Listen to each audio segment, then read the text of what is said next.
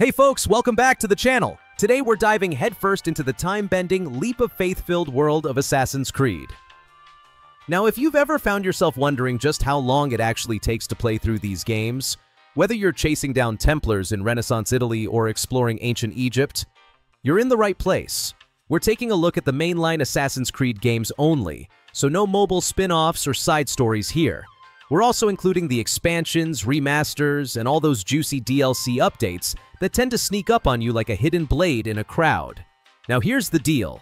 Assassin's Creed has come a long way since Altair's silent rooftop runs. The late 2010s brought a major shift. Bigger worlds, longer quests, and that RPG-style freedom to roam and explore at your own pace. But recently, Ubisoft seems to have found a sweet spot, balancing those epic open-world sagas with tighter, more focused adventures. To keep things fair and consistent, we're using data from How Long to Beat, and specifically looking at the main story plus extra time, since, let's be real, no one's just sticking to the main quest when there's a fortress to infiltrate or a mystery to unravel. So, let's break it down and see just how much of your life you'll be investing into this iconic series. I'm quickly moving on to the video. Before we start, if you enjoy these types of list videos, don't forget to like the video and subscribe. Enjoy watching! Assassin's Creed Freedom Cry is kind of a hidden gem in the series, but let's be real. It's more of a short story than a full-blown novel. Clocking in at just about 6 hours, maybe 7 if you're chasing 100%, it's one of the shortest Assassin's Creed experiences out there. But don't let the length fool you. This game packs a punch. You play as Adewale, a former slave-turned-assassin, and the themes hit hard. Fighting for freedom, standing up to tyranny, it's intense, emotional, and honestly, a bit refreshing to see the spotlight shift away from the usual cast. What's wild is that Freedom Cry wasn't even meant to stand on its own at first. It started off as DLC for Black Flag. So yeah, it makes sense that it's on the shorter side, but even in that compact runtime, it delivers some serious impact.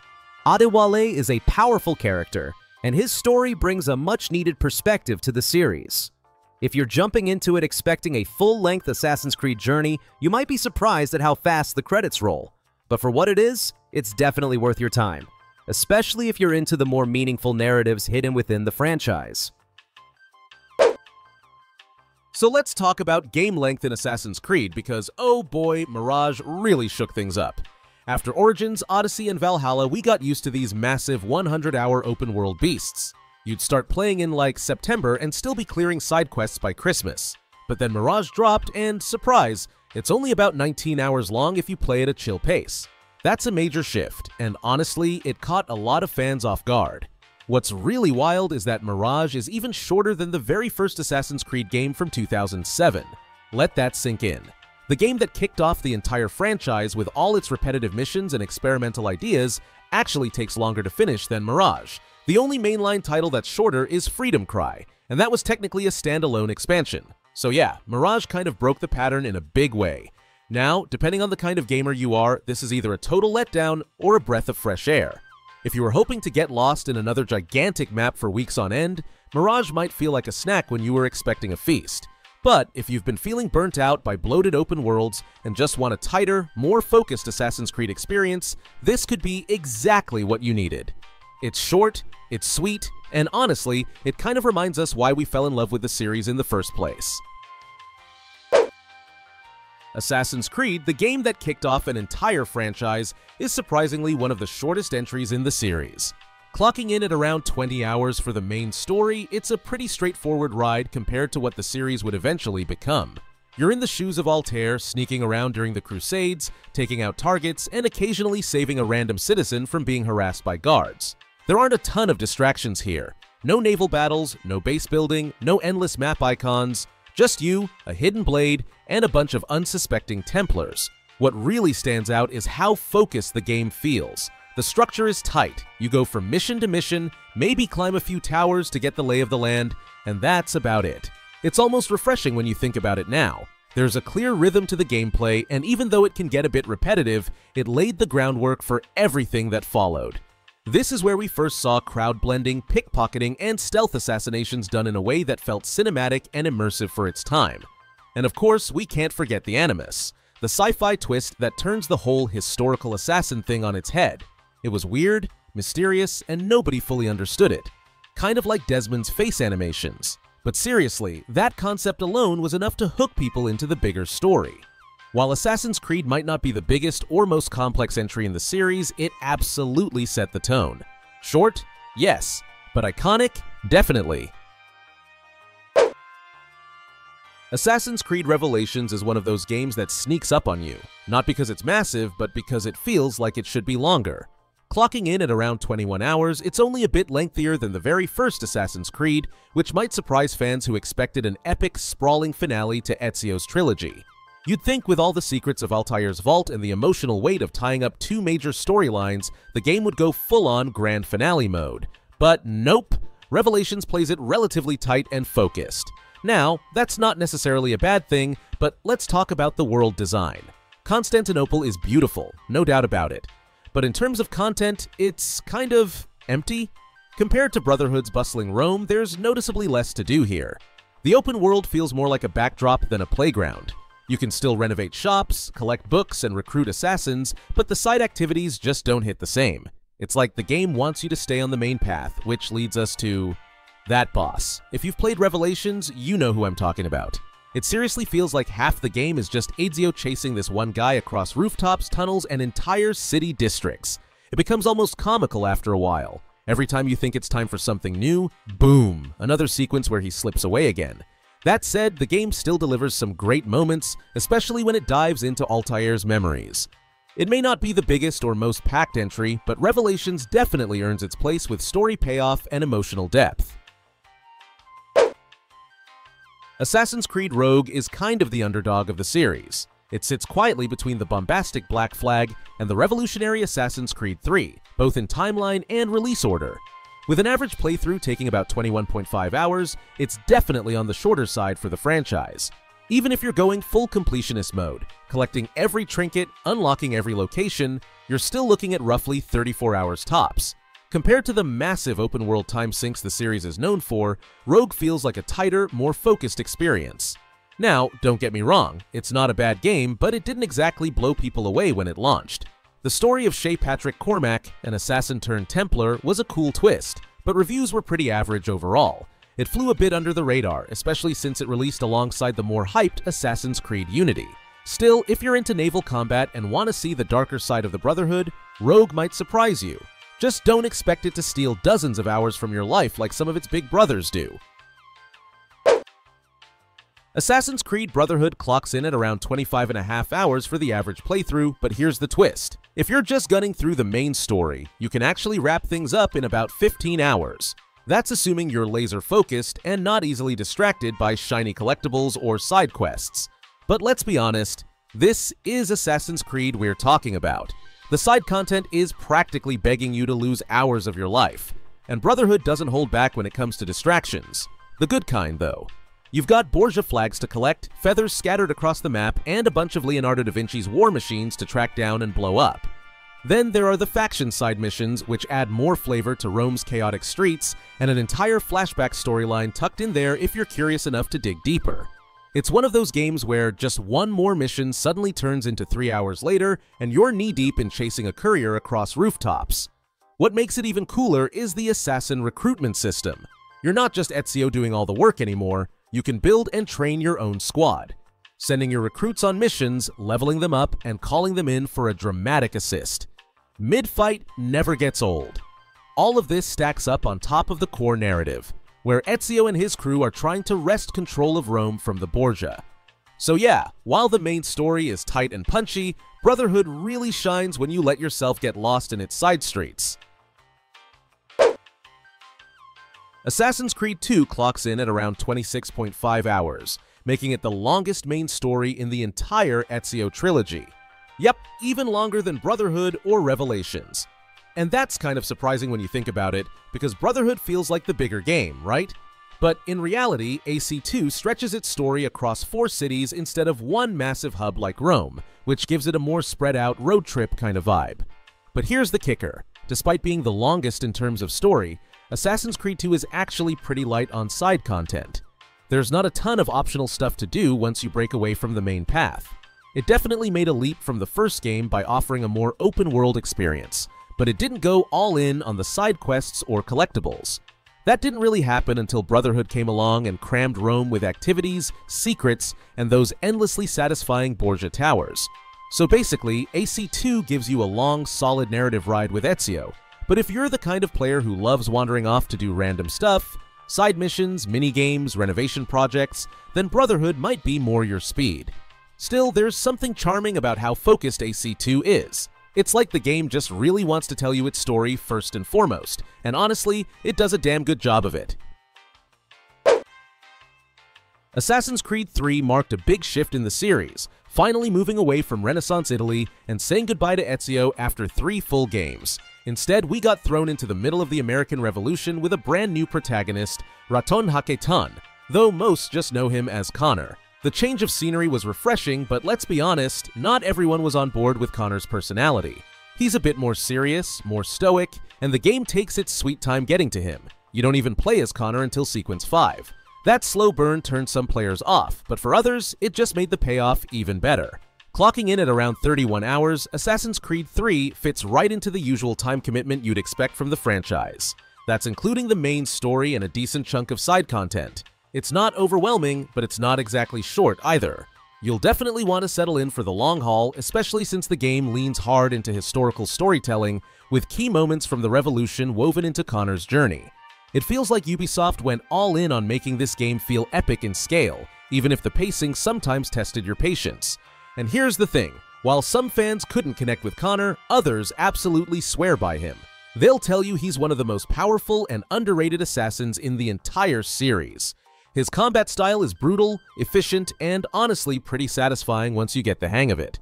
So yeah, Assassin's Creed 3 might not have had the smoothest start, but if you give it a chance, there's a lot to appreciate, especially if you're in it for the long game, literally. When it comes to Assassin's Creed games, one of the most common questions that pops up is, how long will it take to finish? Each game offers a unique experience, and the time it takes to complete varies. Some players are in it for the story, while others might get sidetracked with side activities like collectibles, parkour challenges, or helping random NPCs.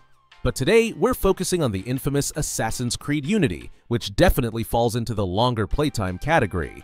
Now, Unity might have been a bit of a disaster when it first launched, with bugs and glitches running rampant, but let's be honest, the core of the game is solid. The parkour system is one of the best in the series, and the visuals? Well, Unity is still one of the best-looking Assassin's Creed titles, even though newer entries have also upped their graphical game. If you're aiming to fully complete Arnaud Dorian's journey, you're looking at just under 33 hours for the main story alone. That's a decent chunk of time, especially considering how immersive the world of Paris is. But here's the kicker. Once you get involved in the side missions, the time will easily stretch out. Between chasing down collectibles, tackling assassination contracts, and participating in some of the best parkour sequences in the series, it's easy to lose track of time.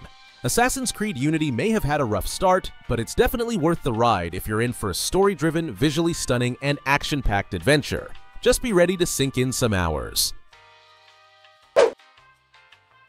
If you've played Assassin's Creed Syndicate, you probably know that the game brings a fresh twist to the series, not just in terms of setting, but also with its two main characters, Evie and Jacob Frye. Set in the heart of the Industrial Revolution, the game dives into a time when industrialism was growing at breakneck speed, and you, as a master assassin, are there to fight back against the Templar influence over London. With a playtime of around 33 hours, Syndicate offers a nice balance between story missions and plenty of side content to keep you busy. One of the more unique aspects of Syndicate is the amount of gang-related activities you'll be doing. It's not all sneaking around and stabbing your way through Templars. You also spend time liberating children from harsh factory conditions or hauling criminals off to the cops. These side missions are crucial because, once you've taken care of enough of them, you can start a gang war that lets you control parts of London. It's a bit of a different pacing compared to other Assassin's Creed titles, but it keeps the action fresh and gives you a reason to explore more of the city. Now, all this side content does contribute to the total playtime, so if you're just aiming for the main story, you might finish a little quicker. But if you're the type to dive into everything the game offers, expect to spend those 33 hours running around London, taking over gang territories and discovering all the little details the developers packed into this game. It's a good time, with a ton of things to do outside of the main plot, and it really makes you feel like you're shaping the future of London as you go.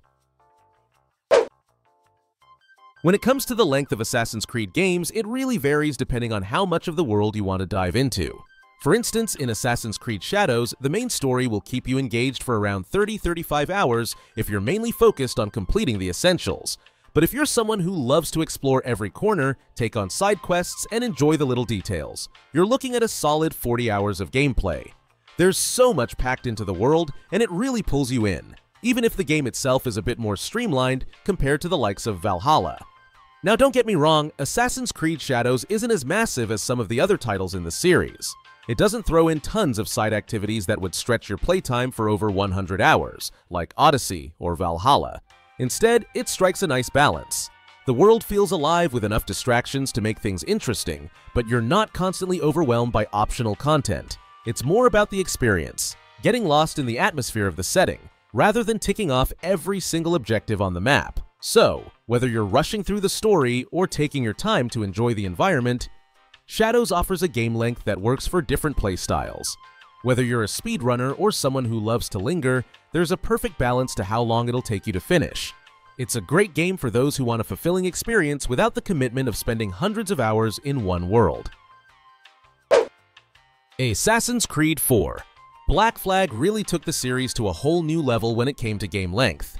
The game introduced players to the pirate life with Edward Kenway, and what better way to do that than with a massive open-world experience? You weren't just limited to a single city or a few islands. You could sail across the Caribbean, exploring tons of optional locations like hidden islands and bustling cities. This all added up to a whopping 40 hours of gameplay, making it the longest and most expansive Assassin's Creed world to date. Now, what's crazy is how different Black Flag felt compared to its predecessors. While earlier games were more focused on specific locations and tighter environments, Black Flag let you live out the pirate fantasy, sailing the high seas, hunting for treasure, and engaging in naval combat. It wasn't just about the story or the usual assassinations, it was about exploration, freedom, and embracing the pirate life. The world felt alive, and that's something players really connected with. Critics even loved it, which made it one of the most critically acclaimed titles in the entire series. But after Black Flag, the next few games took a bit of a step back. Unity and Syndicate went back to the more traditional city-based gameplay that fans had seen in earlier titles. It was a bit of a shift in tone after Black Flag's wild, expansive world. While the newer games still offered plenty of content, they didn't quite match the massive scale of Black Flag's Caribbean adventure. It's wild to think that a game with this much content set such a high bar, only for the series to scale things down a bit right after. Still, Black Flag remains a standout in terms of how much time and freedom it gave players. If you're a fan of the Assassin's Creed series, you probably know just how massive these games can get. But when Assassin's Creed Origins dropped, it was a whole new level. Not only did it change up the series formula, but it also transitioned to an RPG. And we're talking about a big one, 50 hours of gameplay just to get through the main story. And if you're the type to really dive deep into everything the game has to offer, we're looking at around 80 hours, including side quests, exploration, and all that good stuff. Trust me, you'll never run out of things to do. Origins didn't just overhaul the game's length though, it completely changed how we experience Assassin's Creed. The game introduced a more open-world RPG approach, with Bayek's journey not just about climbing towers and taking down targets. The focus shifted to a more personal story and exploring ancient Egypt in all its glory. You get a lot more freedom to tackle quests at your own pace, making decisions that impact your journey. It's not just about getting to the next story point, it's about truly living in the world they've built. And let's be honest, the divide between old-school fans and new schoolers is pretty clear now. Some players miss the more linear, stealth-heavy approach of the earlier titles, while others love the RPG shift that Origins brought. It sparked a lot of debates, and honestly, it's kind of what made the game stand out even more. Whether you're in the old-school camp or you've embraced the new way, Origins set a new bar for what we can expect in future Assassin's Creed games. When it comes to Assassin's Creed games, one thing is for sure. They don't just ask for your time, they demand it. Take Assassin's Creed Odyssey, for example. With around 80 hours of gameplay for the main quest, you're just scratching the surface of what this massive game has to offer. The world is huge, and even after dedicating all that time to the story, you'll still find yourself wandering through unexplored corners of ancient Greece. And let's not forget about the mods that have been created to enhance and expand the experience even further. If you're the type to dive deep into every little detail, the game will easily suck up over 130 hours of your life, especially if you're aiming for that completionist run. What makes Odyssey even more intriguing is its incredible replayability. Branching storylines, multiple endings, and decisions that actually matter mean that each playthrough can be vastly different from the last.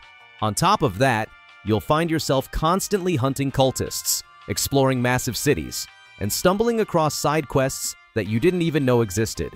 It's easy to get lost in the world of ancient Greece, where every corner holds something new, whether it's a battle, a treasure, or a plot twist you didn't see coming. For fans of the series, this kind of game length is part of the charm. Sure, some might say it's too much, but isn't that the point of an open-world RPG? It's all about immersing yourself in the world and living a second life as a mercenary in one of the most visually stunning, historically rich settings out there. If you've got the time, and let's be honest, who doesn't with how addictive this game is, Assassin's Creed Odyssey offers a journey that'll keep you busy for months on end. And hey, if you're anything like me, you'll probably lose track of time and end up spending way more hours in ancient Greece than you ever planned to.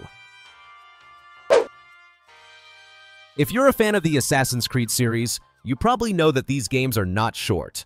But when it comes to Assassin's Creed Valhalla, it really takes the crown for the most time-consuming entry. When it first launched, you could expect to spend around 66 hours to wrap up the main story if you took your time. But that's just scratching the surface. With all the expansions and DLCs added in, completing everything in Valhalla could easily push you over 90 hours. Yes, you heard that right, 90 hours. That's a lot of time to spend in the world of Vikings, and honestly, it's a journey that feels both massive and rewarding. The sheer size of Valhalla is impressive. You've got a sprawling world to explore, tons of side quests to dive into, and so much lore to soak in. And let's not forget the main story itself, which is anything but a quick run-through. The amount of content available means you can still be playing it years after its release, discovering something new or revisiting old areas. It's one of those games that never feels like it runs out of things to do, and if you love getting lost in a game, then Valhalla is definitely a perfect choice. That being said, it's easy to see why the next mainline Assassin's Creed game decided to scale things back a little. After all, not everyone has the time to dedicate nearly 100 hours to a single game, especially in today's fast-paced gaming world. But if you're still hooked on that Valhalla gameplay loop, raiding, exploring, and leveling up your Viking warrior, you could easily lose yourself in that world for as long as you want. It's one of those games where once you're in, it's hard to stop. The video ends here. See you in another video. Don't forget to subscribe.